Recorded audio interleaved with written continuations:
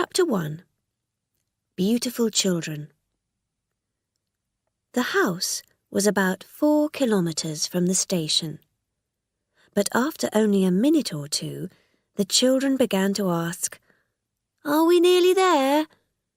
And every time they saw a house, they said, "Oh, is this it?" But it never was. Then they came to the top of a hill, and there was a white house with a green garden and lots of fruit trees.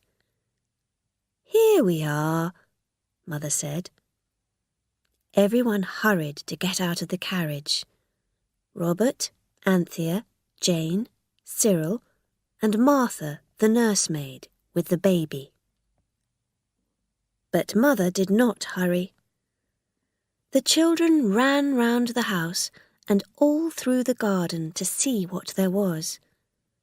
But Mother stood and watched the driver while he carried the boxes into the house. The children loved the house. They knew immediately that they were going to be happy there. Mother did not like the house very much because it was old and there were no cupboards. But it was deep in the country, and after 2 years in London, the children thought that it was wonderful. If you live in London and your family is not rich, you get bored because you cannot go to shops and theatres, and people say, "Don't do this," and "Don't go there." In the country, you can go anywhere and do anything. The White House was on the hill, with a wood behind it and a gravel pit on one side. It was at the gravel pit, a week later, that the children found a fairy. Well, that was what it called itself, but it was different from other fairies. It happened when Mother had to go and stay with Grandmother, who was ill. Martha stayed with the children, of course, but the house was very quiet and empty. The children did not know what to do. Then Cyril said, "Let's go to the gravel pit." The gravel pit was very large, with grass and wild flowers round the sides at the top. When they got there, the children decided that they would go down into the pit to play in the sand. "Let's dig a deep hole. Perhaps we can get all the way down to Australia," said Robert. The others agreed, and they all began to dig hard in the sand. But it was a very hot day. Baby went to sleep, and Robert, Cyril and Jane sat down to rest, but Anthea went on working on the hole. Suddenly she screamed, "Cyril, come here, quick! There's something alive!" she cried. They all jumped up and hurried over to see what it was. "It's got feet," Anthea said, "and fur. Don't hurt it. I know this sounds stupid, but it said something." "What did it say?" asked Cyril. "It said, 'You leave me alone.'" The others just laughed. But the 2 boys began to move away more of the sand. Soon they could see that there really was something moving in the hole. Suddenly, a hard little voice cried, "Leave me alone!" They all jumped back, and no one spoke for a minute. Then Robert said, "But we want to see you." "Yes, I wish you'd come out," Anthea said. "Oh, well, if that's your wish," the voice said. and the sand began to fly about everywhere. Then something brown and furry and fat fell out into the hole. "I think I was asleep," it said. The children stood and looked at it. It really was very strange. It could move its eyes in and out on stalks. It had big ears, and its body was fat and round and furry. Its legs and arms had soft fur all over them too, and it had hands and feet. "What is it?" asked Jane. "Shall we take it home?" The thing turned its long eyes to look at her. "Does she always say stupid things?" it said. "She doesn't mean it," Anthea said. "Don't be afraid. We won't hurt you." The little thing was angry. "Hurt me?" it cried. "I'm not afraid of you." "Oh, don't be angry," said Anthea kindly. "Tell us who you are. We really don't know." "You don't know?" it said. "Don't you know a Psammead when you see one?" "A Psammead? What's that?" Jane said. "A sand fairy, of course. Don't you know a sand fairy when you see one?" It looked very unhappy, and Jane said, "Of course. I can see that you're a sand fairy now."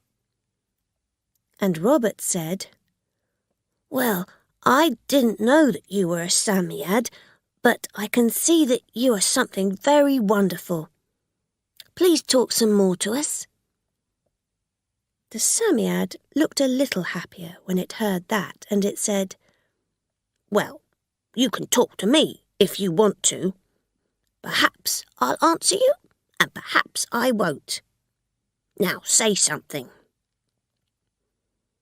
At first the children could not think of anything to say, but then Robert asked, "How long have you lived here?" "Oh, thousands of years," the Psammead answered. The children waited, but the Psammead was silent. "Please, tell us more," Robert said. "Well, all right then," the Psammead said. "There were lots of us then," it went on. "People sent their children out to look for Psammeads, and when they found us, we gave them a wish." "What happened to all the Psammeads then?" Robert asked. "Well, if they get wet, they get ill, and they usually die, and that's what happened. Most of them got wet and died. And I'm not going to tell you another thing." "Oh, just one more question, please," said Robert. "Do you give wishes now?" "You've had one," said the Psammead. "You wished to see me, and here I am." "Oh, please, just one more," Anthea cried. "Well, all right, but be quick. I'm tired of you." It is very difficult to think of a really good wish in just a second or two. Then Anthea remembered a wish of hers and Jane's. She knew that the boys wouldn't like it, but it was better than nothing. "I wish we were all very, very beautiful," she said. The Psammead pushed out its long eyes and got bigger and fatter, and the children waited. Then it said, "I'm sorry. I haven't done this for a long time. I'll try again, but I can only do one wish a day for you. Do you agree to that?" Yes, oh yes, the children cried. But remember, the wish is only for a day, said the Psammead. When the sun goes down, everything goes back to what it was. The Psammead slowly got bigger, then suddenly went small again. That's all right, it said. At once, it turned and went back into the sand at the bottom of the hole. The children stood there for a second, and then Anthea turned to speak to the others. But they were not there. She was looking at 3 strangers. A girl with beautiful red hair and big blue eyes, and 2 very good-looking boys. Suddenly she understood. They had their wish. The strangers were Robert and Cyril and Jane, but now they were beautiful. Cyril's hair was golden now, and Robert's was black. I liked you better before, Robert cried angrily to his brother and sisters. Jane's hair looks like carrots, and Cyril looks really stupid with long golden hair. They went to find Baby, but he was just the same as he was before. Perhaps it's because he's young. He can't have wishes. We'll have to remember that next time, Anthea said, and she held out her arms to him. But Baby's mouth turned down at the corners, and then he began to cry loudly. He did not know them. It took an hour to stop him crying, and then, very tired and cross, they took him home. Martha, Baby's nursemaid, was waiting at the front door. She took Baby from them quickly. Where are the others? She asked. And who are you? We're us, of course, Robert said. You don't know us because we're beautiful. And we're very hungry, said Cyril. And we want our lunch, please. Go away, Martha screamed, or I'll send for the police. And she closed the door in their faces. The children were very hungry by then, and they tried 3 times to get into the house, but Martha would not let them in. After a while, they went and sat at the bottom of the garden to wait for the sun to go down. The wish will finish then, won't it? Jane said. But the others didn't answer, because no one was really sure. It was a terrible afternoon. They had no lunch, no tea, and they were tired, angry, and afraid. It's true that they were all very beautiful, but that's not a lot of help when you're unhappy. In the end, they fell asleep. It was nearly dark when they woke up. Anthea was the first to wake up, and she looked at the others. They were no longer very beautiful. Everything was all right again. Happily, they all went back to the house. Of course, Martha was angry. Where have you been all day? She cried. It is not easy to explain a Psammead to an angry nursemaid, so the children didn't try. We met some beautiful children, and we couldn't get away from them until it was nearly dark, Anthea said. They were terrible, and we never want to see them again. And they never have.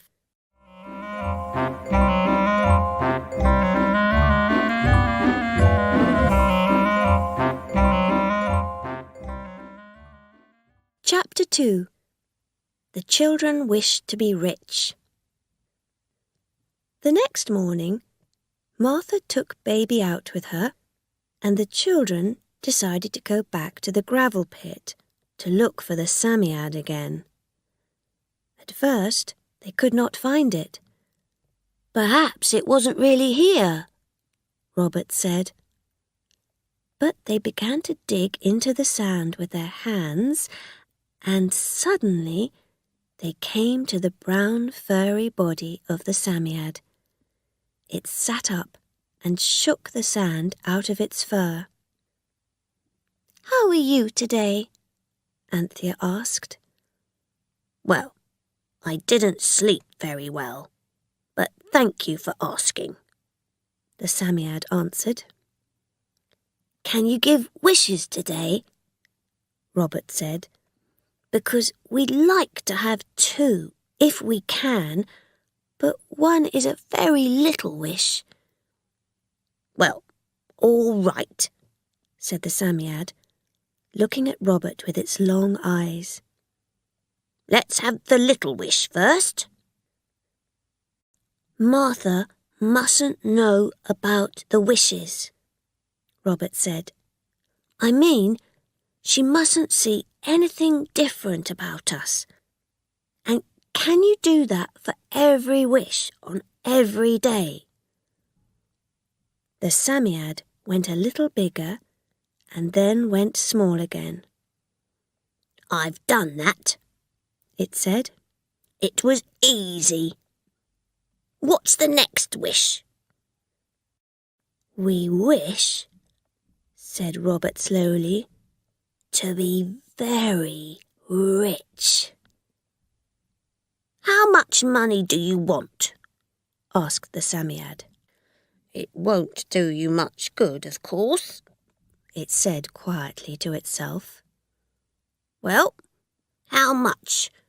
And do you want it in gold or notes?" "Gold, please," Robert said. "Millions." "A full gravel pit, all right," said the Psammead, sounding bored. "But get out before I begin, or you'll die underneath it." Its thin arms got very long, and it began to move them about. The children were afraid, and ran as fast as they could up to the road. When they were there, they turned to look back. They had to close their eyes and open them again very slowly. The gravel pit was full, right up to the top, with new, shining gold coins. The children stood with their mouths open, and no one said a word. Then Robert took one of the coins in his hand and looked at it. "It's different from English money," he said. "Well, it doesn't matter. It's gold," said Cyril. "Don't forget that it will all go when the sun goes down. Come on. Let's put as much as we can in our pockets and go and spend it." So they all put gold coins in their pockets and went off to the village. But the gold was heavy, and soon they were very tired and hot. They decided to get something to drink in the village and then go on to the town of Rochester. Cyril went into the shop and the others waited outside. But when Cyril came back with a bottle of lemonade, he said, "I had to pay with my real money. When they saw all the coins, they wouldn't change the gold." "Well, I'll try to get something with the gold," Anthea said. "We need a horse and cart. Come on." Anthea went to talk to a man who had a horse and cart, and the others waited. After a few minutes, she came back, looking very pleased with herself. "I wasn't stupid like Cyril," she said. "I only took out 1 coin, not all of them, and the man said he'll drive us to Rochester and wait for us." On the way to Rochester, they did not speak. They were making plans about how to spend their gold, and they did not want to talk in front of the driver. But when they arrived in Rochester, with about 1,200 gold coins in their pockets, they found that it was very difficult to spend them.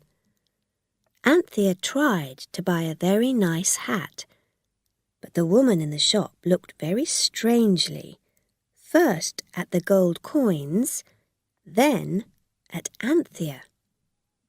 "I can't take that," she said. "It's not modern English money." They went from shop to shop, but no one wanted to take their gold. "It's because our hands are dirty and we look untidy. People think we've stolen the gold," Anthea said. And it was worse when they tried to buy a horse and carriage. Cyril showed the man his gold, and the man called to his son, "Send for the police." "It's our money," said Cyril angrily. "We're not thieves." "Where did you get it from, then?" said the man. "A sand fairy gave it to us," said Jane. "He gives us a wish a day, and they all come true." The man shook his head slowly. Oh dear," he said. "Stealing, and then telling stories about it." Just then a policeman arrived, and when he heard about the gold, he said to the 4 children, "Come with me. I'm taking you to the police station." The children were angry and unhappy, but the policeman walked along the road behind them and they couldn't escape. They held their heads down because they did not want anyone to see them. And suddenly, Robert ran into someone. "Robert, what have you done now?" a voice cried. It was Martha and Baby. The policeman explained everything to Martha, and Cyril had to take the gold out of his pocket and show it to her. "I can't see anything, just 2 very dirty hands," she said.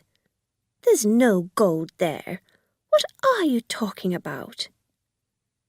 And then the children remembered that Martha couldn't see the wishes. It was getting dark when they arrived at the police station. The policeman explained about the gold, and the inspector said, "Well, let's see it." Cyril put his hands into his pockets, but they were empty. The others put their hands into their pockets.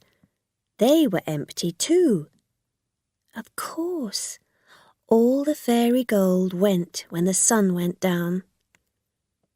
"How did they do that?" cried the policeman. Martha was very angry with him. "I told you that there wasn't any gold," she shouted. "You'll be in trouble for this, saying that these poor little children are thieves." But she was very angry with the children too. "What were you doing in town alone?" she said to them outside the police station. And she took them home and sent them to bed early.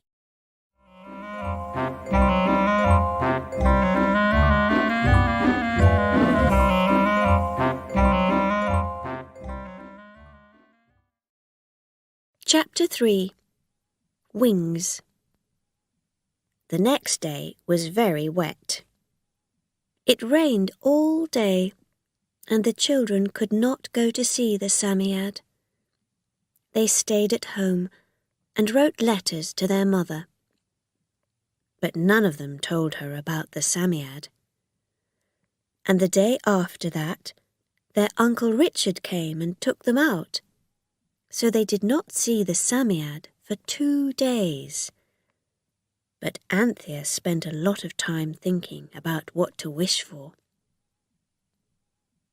The next morning, while Martha was busy with baby, the children left the house quietly and went to see the Psammead. On the way, Anthea said to the others, "I know what we can ask for. Wings!" The others were silent for a minute, but then they all agreed that they too would like to have wings. They found the Psammead easily. "I wish we all had beautiful wings to fly with," Anthea said. The Psammead made itself very big and then went small again.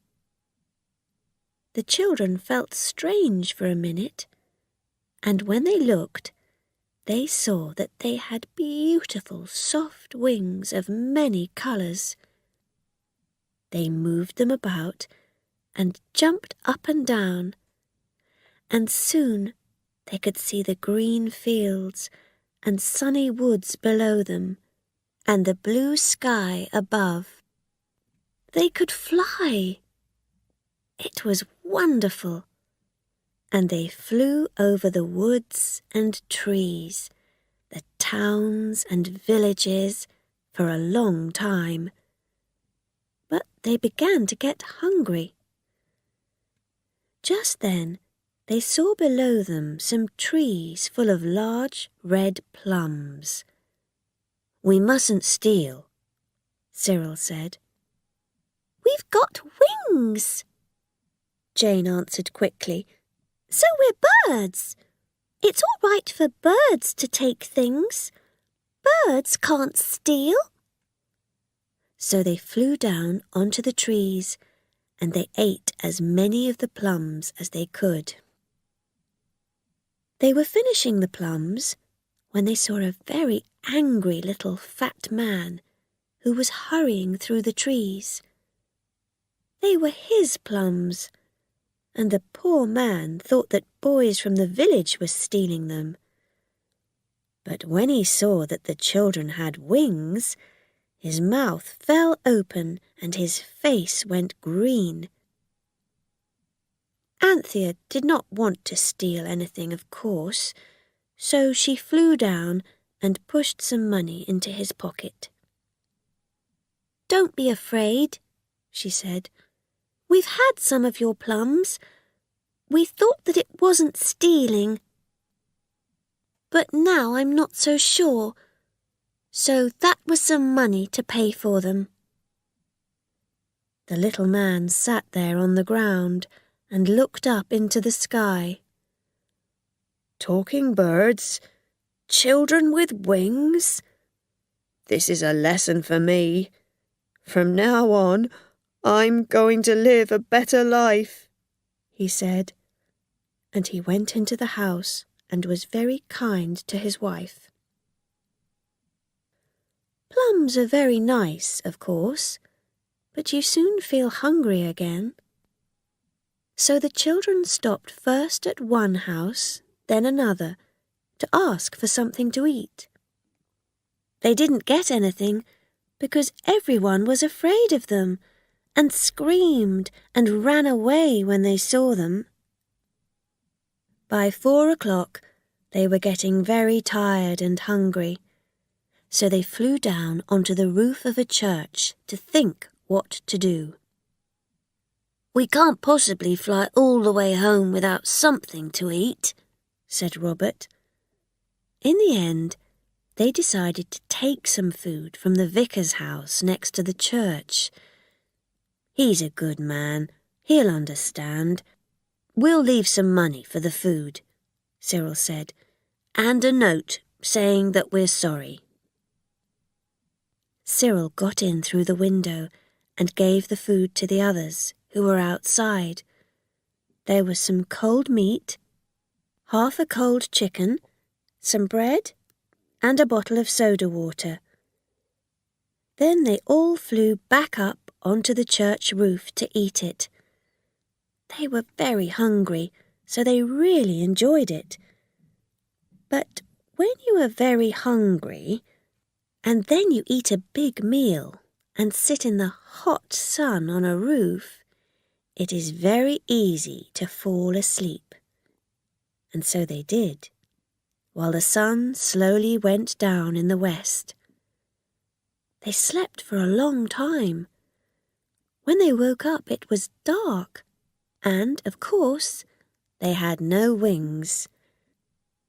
"We must get home," Cyril said. "There's a door over there. That's the way down." But when they tried the door, they found that it was locked from the other side. They were on top of the church and they had no wings. How were they going to get down? Anthea put her arm round Jane, who was beginning to cry. "It will only be for one night," she said. Then Cyril said, "I know, let's shout. The lights are on in the vicar's house. Someone will hear us and get us down." So they shouted and screamed as loudly as they could, and the people in the house heard them. The vicar ran out with his servant. "Someone is murdering somebody in the church," the vicar said, afraid. "Perhaps it's the thief who stole the cold chicken and things." But they could not understand why the voices were coming from the sky. So the children shouted, "We're up here, on top of the church." The two men were still afraid, but slowly and carefully they went up the stairs inside the church. When they came to the top, the vicar shouted through the closed door, "How many of you are there? Have you got guns?" "There are 4 of us, and no, we haven't got guns," Cyril answered. Slowly, the vicar opened the door. "Good heavens!" he cried. "They're children!" "Oh, please take us down!" cried Jane. So the vicar and his servant took them down and into the vicar's house. Of course, the vicar wanted to know why the children were on the church roof. "We went up there because we wanted to see what it was like," said Cyril. "But then we couldn't get down again because the door was locked." He didn't say anything about the wings, of course. "But who locked the door?" the vicar asked. "We don't know," Jane answered, "but we're not telling you everything." "Ah, there's a friend in it then," said the vicar's servant man, who was called Beale. "Yes, but we can't tell you about him," said Anthea, thinking of the Psammead. "We really are very sorry, and please can we go home now?" The vicar still did not understand, but he was a kind man, so he sent the children home in a carriage with his servant. Martha, of course, was very angry with them. But Mr. Beale explained everything very well. He was a good-looking young man with a nice smile, and after a while, Martha forgot to be angry. So the day ended happily after all.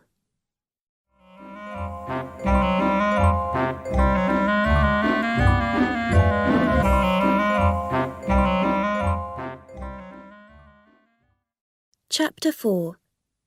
Bigger Than the Baker's Boy. The next morning, Martha said that the children could not go out. You can stay in and be good, she said. There's something that we all want, said Robert. Can I just go out for half an hour to get it? And Martha, who was really very kind, said that he could. Of course, they all wanted the day's wish, so Robert hurried to the sand pit. The Psammead was waiting for him, but when Robert tried to think of a really good wish, he couldn't, and the others were not there to help him. "Hurry up," the Psammead said. "I can't wait all day." "Oh dear," Robert said. "I wish that we didn't have to come here to get our wish." "Oh, don't!" But it was too late. The Psammead was already making itself big. "There," it said. "That wasn't easy, but I've done it. You don't need to come here to have your wish." Robert thanked the Psammead and then hurried back to tell the other children. "We must wish for something really good tomorrow," he said. The next morning they thought and thought, but they couldn't think of a really good wish. So they decided to go to the gravel pit. Suddenly they saw a baker's boy who was coming along the road with his basket of bread, and they decided to play a game with him. "Stop!" cried Cyril. "Your money or your life!" shouted Robert, and they stood on each side of the baker's boy. The baker's boy, who was tall and large, was not very interested, and he pushed them both away. "Don't be stupid," he said. But Robert pushed him back and knocked him over. The bread fell out of the boy's basket and went all over the road. The baker's boy was very angry. He hit Robert, and they began to fight. But the baker's boy was much bigger and stronger than Robert. He was also not a nice fighter. He pulled Robert's hair, kicked him on the leg, and hit him hard in the stomach. Then he picked up his bread, put it back in the basket, and went on his way. Cyril wanted to help Robert, but the girls held his arms and stopped him. So Cyril was angry with the girls, and everybody was unhappy. They went along to the gravel pit, and Robert began to kick the sand angrily. "I'll teach that baker's boy a lesson one day," he said.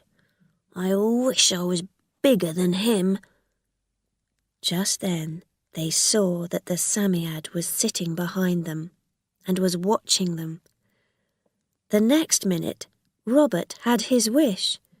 He was bigger than the baker's boy, much, much bigger. He was now more than 3 meters tall. He was not pleased, because he looked very strange next to the others, who were still small. The others felt sorry for him then, and asked the Psammead for another wish. But the Psammead was very cross and unhelpful.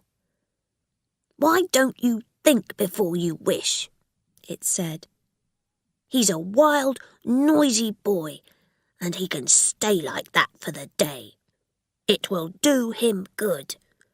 Now go away and leave me alone." The others turned back to their enormous brother. "What are we going to do?"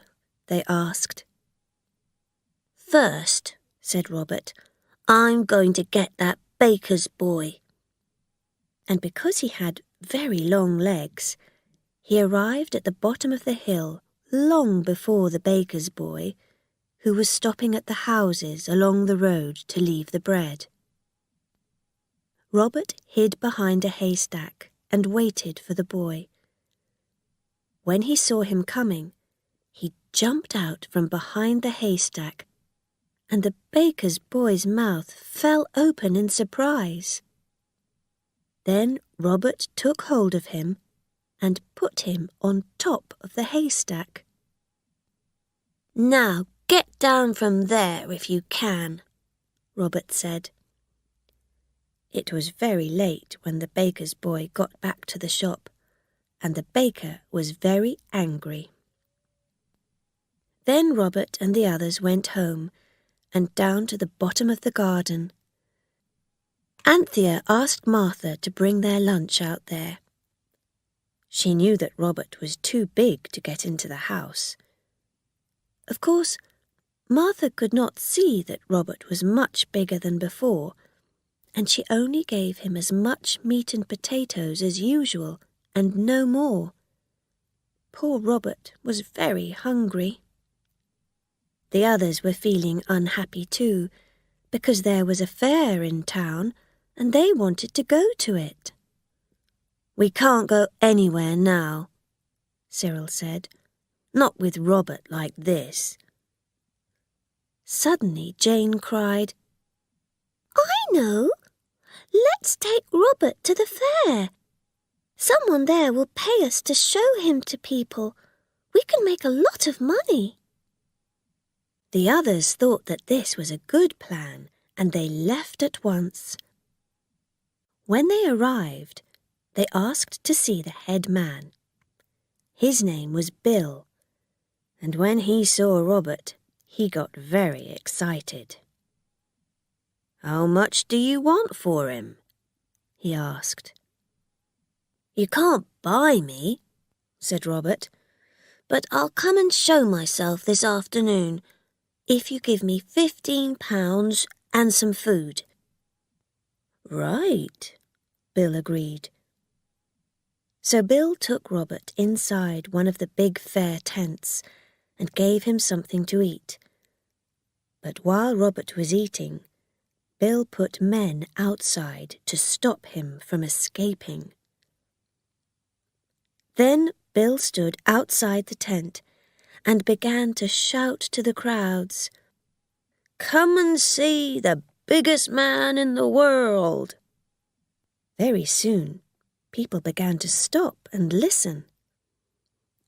A young man and his girlfriend were the first to go and look at Robert. They paid their money to Bill and went in. The people outside heard a loud scream from the girl, and then they all wanted to go in too. Soon Robert was the most exciting thing to see at the fair, and Bill was making a lot of money. "Much more than £15, Cyril said to the girls. Poor Robert got very bored. He had to shake hands with everybody and talk to show that he was real. And how could he escape at the end of the day? "They'll kill us when I go small again," he said. Cyril thought for a minute. Then he said, "I've got a plan." And he went outside the tent to talk to Bill. "Look here," he said. "My brother must be alone when the sun goes down. He gets very strange and angry then. I don't know why, but you must leave him alone or he'll hurt someone." Bill was not very happy about this, but he agreed. And when the sun went down, they left Robert alone.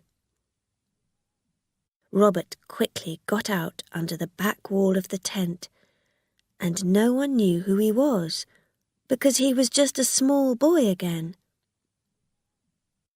The children ran all the way home, and we do not know what Bill said when he found that Robert was not there.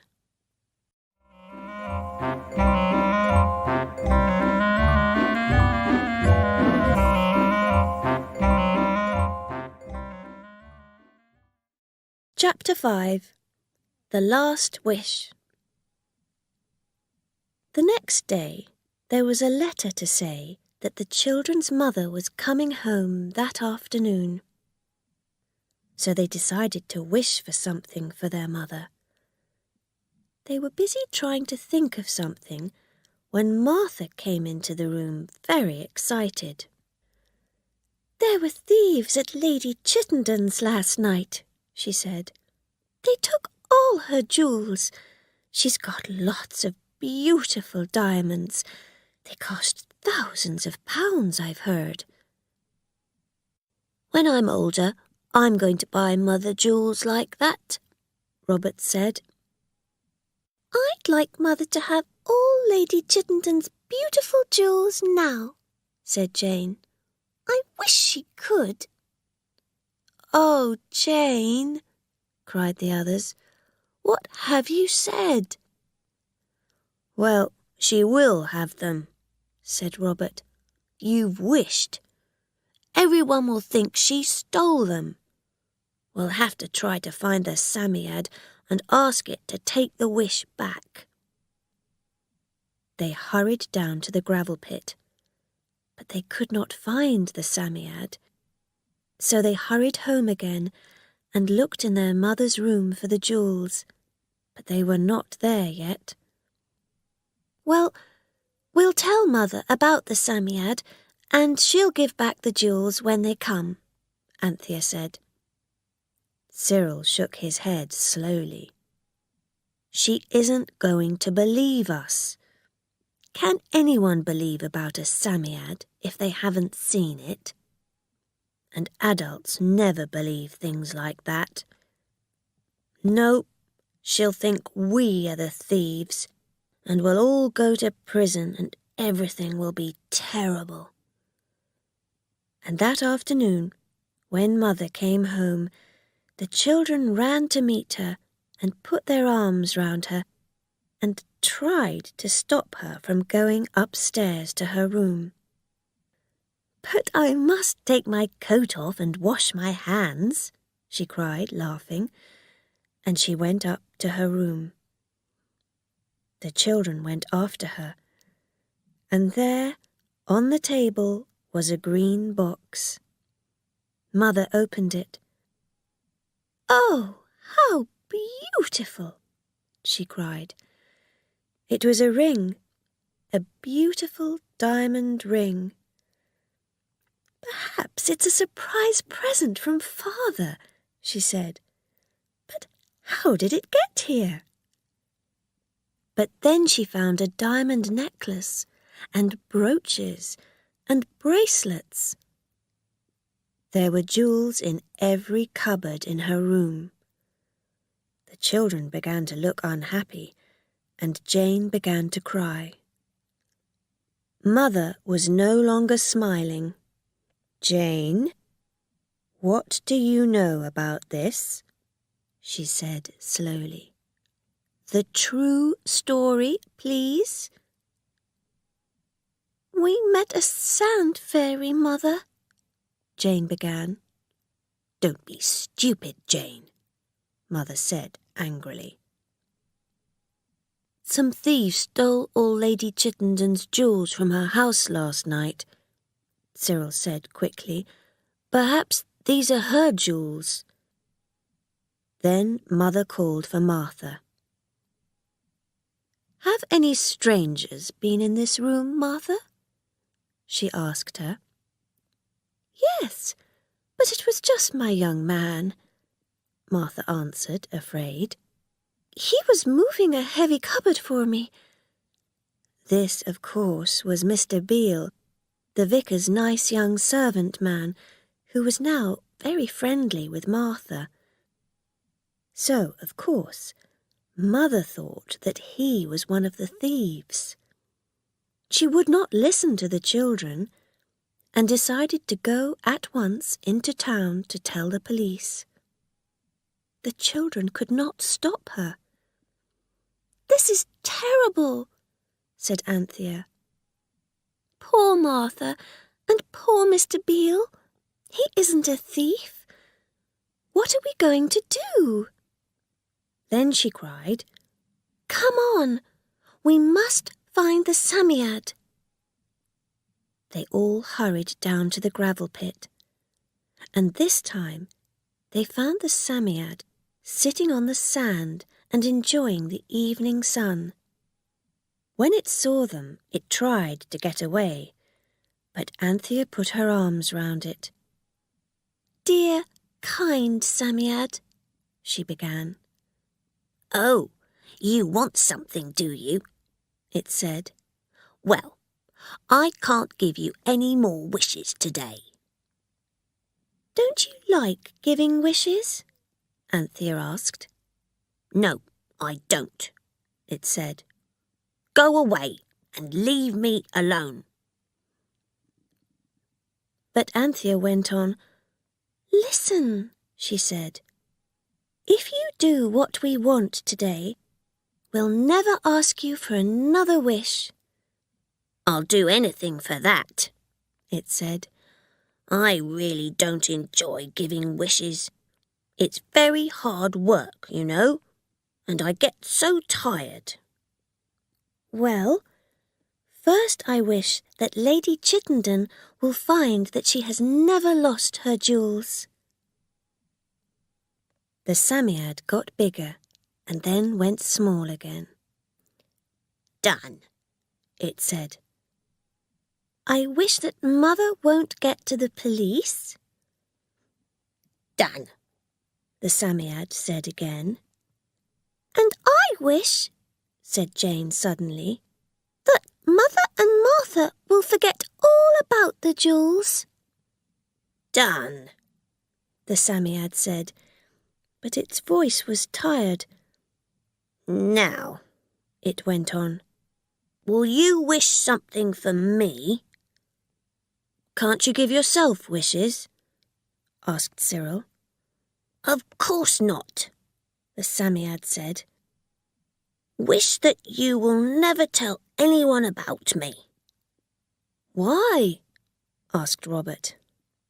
"Well, you children always ask for stupid things, but adults aren't like that.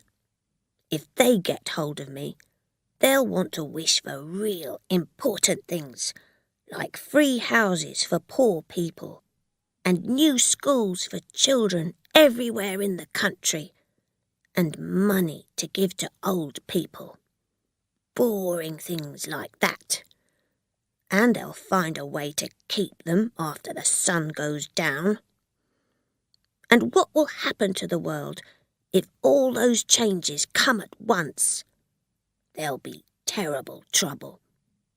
So go on, wish it. Quick!" Anthea said the Psammead's wish, and it got very, very big. When it was small again, it said, "Now, I'm very tired. Do you want one last wish?" "Thank you for everything," said Jane. "Have a good long sleep, and I wish that we'll see you again some day." Then, for the last time, the Psammead went big, then small again. It looked at them all once more with its long eyes, and then dug itself quickly into the sand.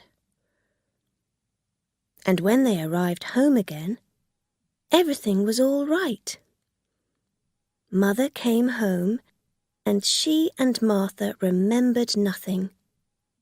And Lady Chittenden found that her jewels were not lost. "Will we ever see the Psammead again, do you think?" Jane said to the others later in the garden. And of course they did. But not in this story. It was in a very, very different place. It was in a...